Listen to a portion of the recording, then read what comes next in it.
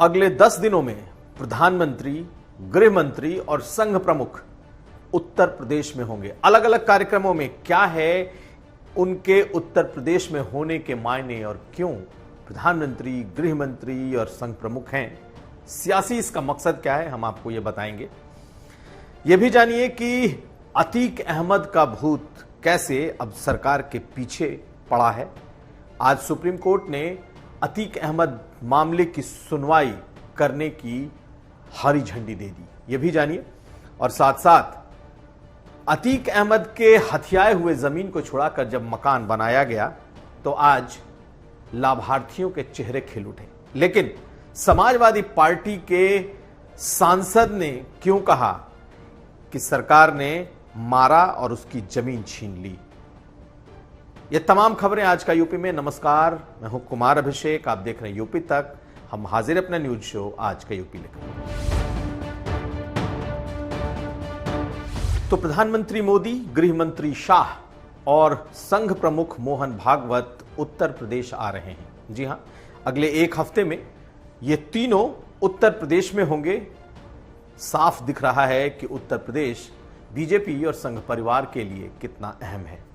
प्रधानमंत्री मोदी पहले 7 जुलाई को गोरखपुर आ रहे हैं और उसी दिन वो कुशीनगर भी जाएंगे। ये प्रधानमंत्री का कार्यक्रम है। 2 जुलाई को अमित शाह लखनऊ में होंगे और अपना दल के सोनेलाल पटेल की जयंती के कार्यक्रम में शिरकत कर रहे हैं। और संघ प्रमुख उत्तर प्रदेश में कई दिनों के अपने प्रवास पर होंगे। हालांकि तीनों के कार्यक्रम अलग हैं, लेकिन इन तीनों के उत्तर प्रदेश में एक हफ्ते 10 दिन के भीतर होने को एक बड़ी सियासी वजह माना जा रहा है। प्रधानमंत्री मोदी जब गोरखपुर में होंगे तो वो गीता प्रेस जाएंगे, जिसकी कह सकते हैं 100 साल पूरे होने पर उसकी जयंती भी है। और इस साल उन्हें गीता प्रेस गोरखपुर को गांधी शांति पुरस्कार दिया गया है। प्रधानमंत्री मोदी गीता प्रेस पहली बार जा रहे हैं प्रधानमंत्री बनने के बाद, और वहां ट्रस्ट के सदस्यों से मुलाकात करेंगे। लेकिन सबसे अहम 225 पन्नों का वो रंगीन शिव पुराण है जिसे वो देखेंगे। इसके अलावा वहां बनाए हुए 80 ऐसे चित्र हैं जो कि आज तक किसी को नहीं दिए गए, लेकिन उस भित्ति चित्र में से 80 चित्र राम मंदिर के लिए वो डोनेट किया जाएगा। आपको बता दें कि गीता प्रेस गोरखपुर ने इस साल का गांधी शांति पुरस्कार तो एक्सेप्ट किया, लेकिन 1 करोड़ की राशि उन्होंने लेने से मना कर दिया।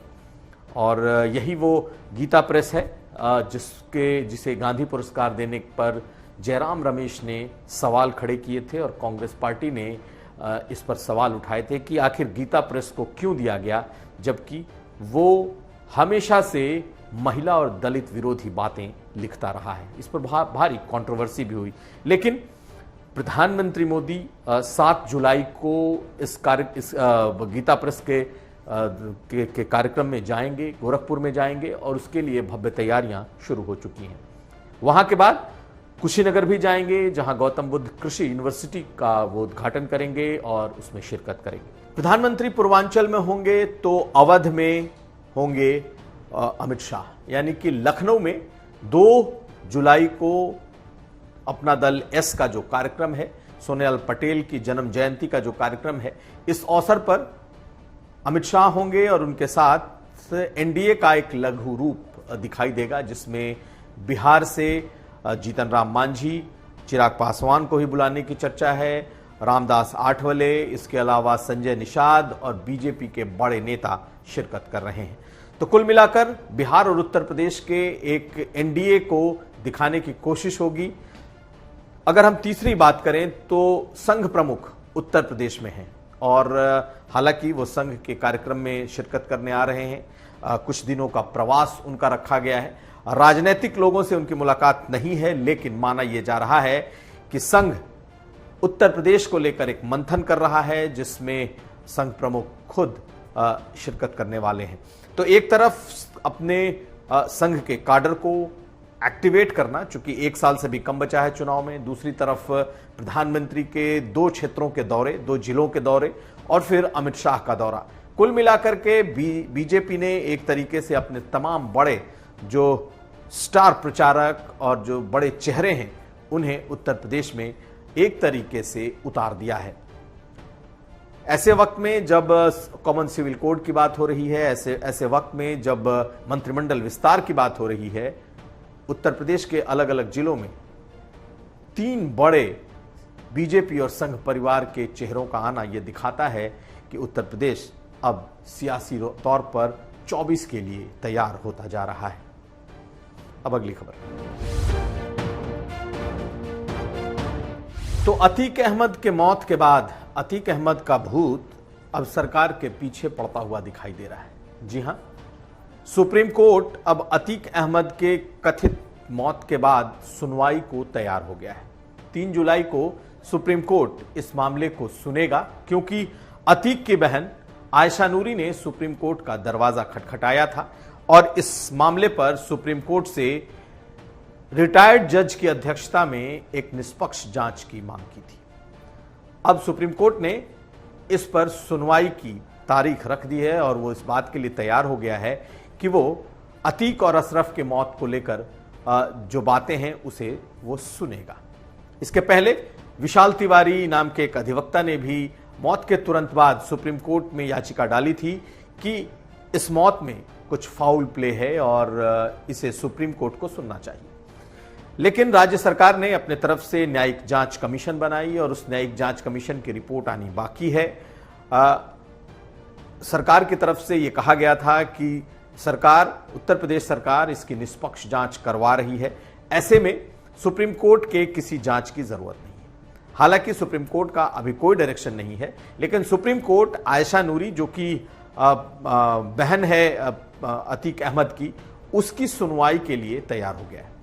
आयशा नूरी ने बहुत गंभीर आरोप लगाए हैं। उसने सीधे सीधे राज्य सरकार और केंद्र सरकार को पार्टी बनाया है कि ये जो हिरासत में मौत हुई है दरअसल ये सरकार के इशारे पर हुई है। यही नहीं, उसने अपनी याचिका में एसटीएफ प्रमुख अमिताभ यश पर भी उंगलियां उठाई हैं और उन्हें भी अपनी याचिका में उनके नाम को भी डाला है, उन्हें भी पार्टी बनाने को कहा है।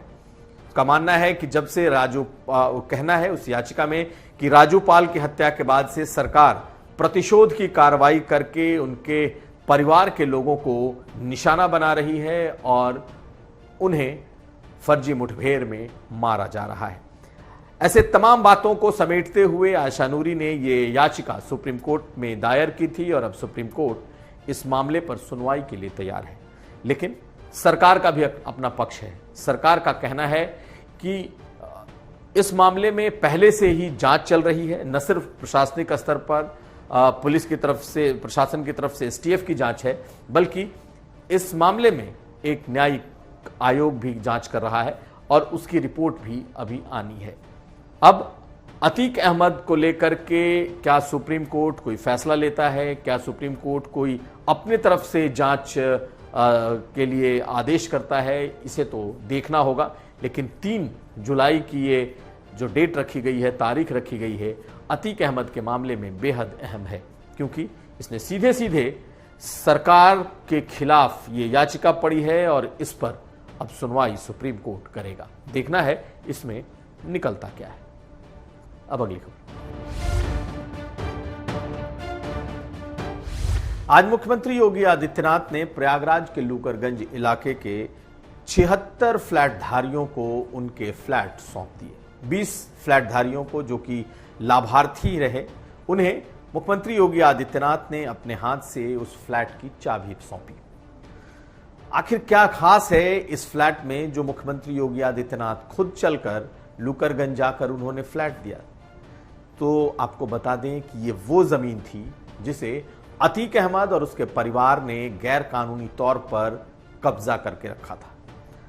सरकारी जमीनें थी जिस पर अतीक अहमद का कब्जा था, लेकिन योगी सरकार ने इसे कुछ साल पहले बड़ी मशक्कत के बाद मुक्त कराया, उसे छुड़वाया और उस पर गरीबों के लिए फ्लैट्स बनाए गए।